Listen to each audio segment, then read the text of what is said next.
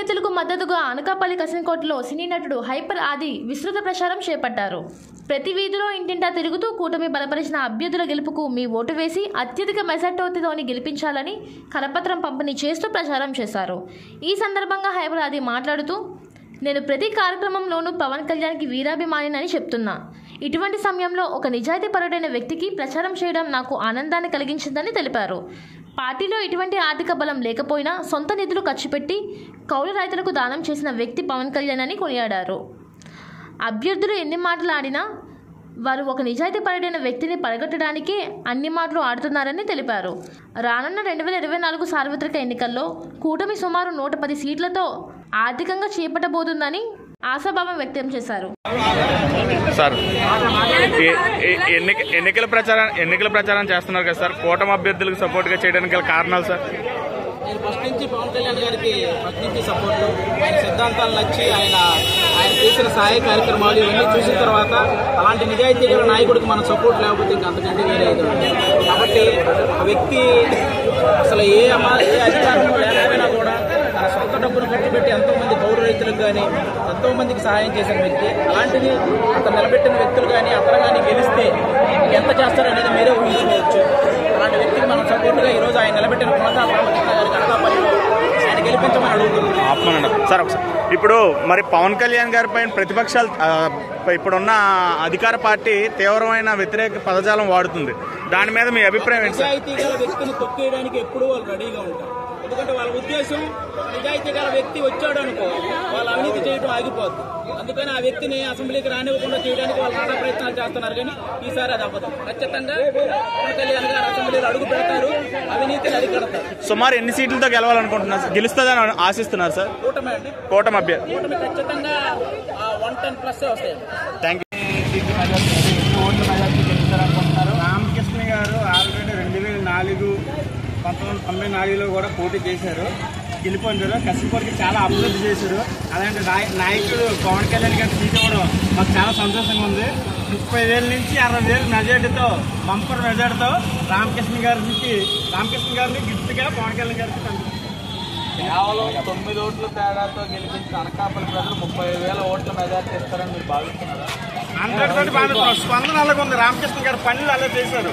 Last 10 సంవత్సరాలు రామకృష్ణ గారు వరకు అలా చేశారు. అలాగే కూడా వైసీపీ మీద వ్యతిరేక మద్యపాన నిషేధం అన్నారు, ఎక్కడ జగన్మోహన్ రెడ్డి గారు ఎక్కడ చేశారు? సిపిఎస్ రద్దు అన్నారు, ఎక్కడ చేశారు? ప్రత్యేకవాద మెడల్ వంచేసి ఎవరైనా కానీ నేను తెచ్చేస్తా అన్నారు, ఎక్కడ తెచ్చారు? ఉద్యోగాలు అన్నారు, నాలుగు చదువుకున్నాను, నేను ఇంటర్వ్యూలు చేశాను, నాకు కూడా ఉద్యోగాలు లేవు, ఊళ్ళో తిరుగుతున్నాం, కూలి పనికి వెళ్ళిపోవాల్సి వస్తుంది, ఏమి కూడా చేయలేదు. జగన్మోహన్ మద్యపాన నిషేధం అన్నారు, రేట్లు అయితే 200 నుంచి 300 అలాగా ఇచ్చేవాళ్ళు వస్తుంది. అది కూడా బ్రాండ్ కూడా బాగోలేదు. ఇప్పుడు చంద్రబాబు నాయుడు గారు అతి తక్కువ ధరకే నాణ్యమైన మద్యాన్ని ఇస్తానంటున్నారు కదా, మరి మద్యపాన నిషేధం గురించి మాట్లాడుతున్నారు. అవును సార్, ఆయన చెప్పారు 2019లోనే ఏం చెప్పారు జగన్మోహన్ రెడ్డి గారు, నేను మద్యపానాన్ని పూర్తిగా నిషేధిస్తానన్నారు. ఎక్కడ నిషేధిస్తారు? రామకృష్ణ మన చంద్రబాబు నాయుడు గారు ఏమంటున్నారు, మద్యం ఇంతకుముందు అయితే ఏదైతే ఉందో బ్రాండ్లు అవి తీసుకొస్తున్నారు. ఇప్పుడు జగన్మోహన్ రెడ్డి గారు వచ్చారు, మద్యపాన నిషేధం అన్నారు, కొత్త బ్రాండ్లు వచ్చాయి, పవర్ స్టార్ ఏదో భూమ్ ఈ బీర్లు వచ్చాయి. కానీ నిజమైన అభిమానులు ఎవరంటే పవన్ కళ్యాణ్ గారు ఎప్పుడైతే రాజకీయాల్లోకి వచ్చారో ఆ రోజు నుంచి కూడా వెన్నంటుండి రాజకీయాల్లో డోర్ టు డోర్ ప్రచారంలో కానీ ప్రచారం అన్నట్లు కూడా పాల్గొని ఇలాంటి నిజమైన అభిమానులు పవన్ కళ్యాణ్ గారికి ఎంతోమంది ఉన్నారు. హైపరాజు గారు కానీ, అలాగే గెటప్ సింగ్ గారు కానీ, అలాగే మన రాంప్రసాద్ గారు కానీ, ఇవాళ కసింకోటకి హైపరాజు గారు రావడం చాలా ఆనందకరంగా ఉంది. ప్రతి ఒక్క డోర్ టు డోర్ మనం వెళ్తుంటే అందరూ ప్రతి ఒక్కరు కూడా చెప్తున్నారు, ఇవాళ పంతాల రామకృష్ణ గారు తప్పకుండా గెలుస్తారు, ఎందుకంటే అనుభవమైన నాయకులు, అలాంటి నాయకులు ఈ అనకాపల్లికి మనకు చాలా అవసరం అని చెప్పి ప్రతి ఒక్క మహిళలు, పెద్దలు అందరూ కూడా చెప్తున్నారు. గతంలో వాళ్ళు ఎంతో బాధపడి ఉన్నారు. ఈ అనకాపల్లిలో కోడిగుడ్డు మంత్రిని గెలిపించి మేము మా బాధ మేము తీర్చుకుంటున్నాం అని చెప్పి ఒక కాపు కమ్యూనిటీ వాళ్ళు కూడా చాలా బాధపడుతున్నారు. అలాగే ఇక్కడ ప్రస్తుతం అవతల వైపు ఉన్న వాళ్ళు కూడా ఇప్పుడు క్యాస్ట్ ఇవన్నీ రేస్ చేస్తున్నారు. కాకపోతే ఏంటంటే మనం ఇక్కడ ఓన్లీ అభివృద్ధి ఒకటే చూడాలి. తనకి అనుకూలంగా సమస్య సిచ్యువేషన్ బట్టి అనుకూలంగా మార్చుకునే నాయకులు కాకుండా మనకి వెన్నంటుండి మనకి ధైర్యాన్ని ఇచ్చి మనకి ఆపదలో ఉన్నప్పుడు అండగా నిలిచే నాయకులు కావాలి. సో అలాంటి నాయకులు ఇవాళ మనకి కొండల రామకృష్ణ గారు, అలాగే ఎన్నో కంపెనీలో ఉన్నటువంటి సీఎం రమేష్ గారు కూడా మనకి అనకాపల్లికి ఎంపీ అభ్యర్థిగా రావడం జరిగింది. సో ఆయన కానీ మనం అనకాపల్లి ప్రజానికి అందరూ కూడా మనం ఎంపీగా గెలిపించుకున్నట్లయితే మనకి ఇక్కడ ఎన్నో కంపెనీలు వచ్చి మాలాంటి యువతికి అదే ఎంతోమంది యువతికి మహిళలకి కూడా కంపెనీలు వచ్చి వాళ్ళ కాళ్ళ మీద వాళ్ళు నిలబడే ఒక శక్తి వాళ్ళకి వస్తుంది. ఇప్పుడున్న గవర్నమెంట్ ఏంటంటే కేవలం పథకాలు ఇస్తున్నారు.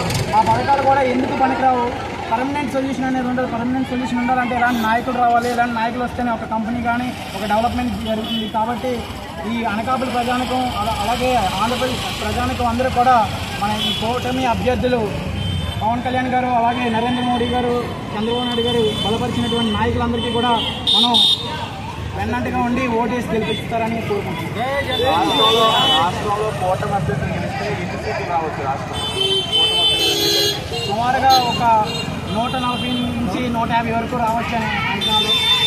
సో అది ఇంకా బాగా. ఈ కార్యక్రమంలో స్థానిక కూటమి నాయకులు, కార్యకర్తలు, అభిమానులు, వీర మహిళలు ఉత్సాహంగా పాల్గొన్నారు.